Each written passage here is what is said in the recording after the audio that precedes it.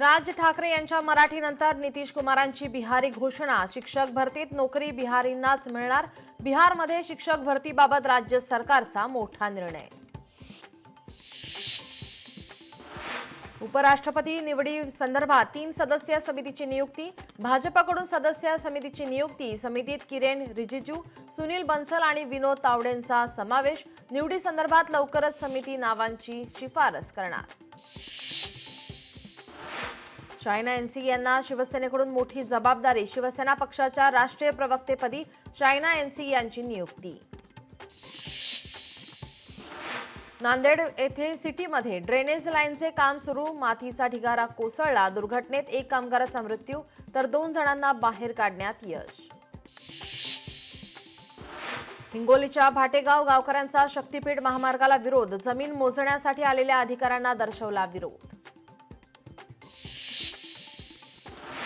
ठाणे आणि परिसरातील वाहतूक कोंडी तातडीने दूर करा। सर्व यंत्रणांनी समन्वय साधून परिसर वाहतूक कोंडीतून मुक्त करा। उपमुख्यमंत्री एकनाथ शिंदेंचे अधिकाऱ्यांना निर्देश।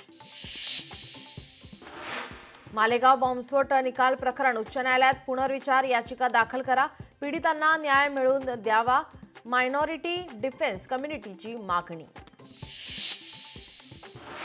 समृद्धी महामार्गाबाधित शेतकरी आक्रमक। शेतकऱ्यांचा जिल्हाधिकारी कार्यालयात गोंधळ। जमिनीचा फेर मूल्यांकन रद्द करण्याची मागणी।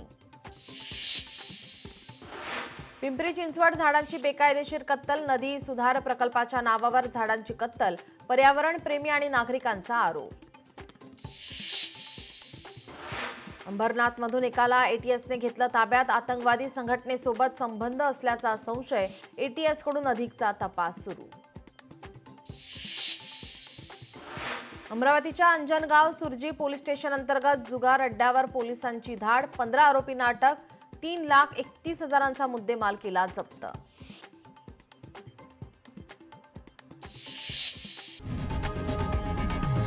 लोकशाही मराठी ऐका, पहा, जागरूक रहा।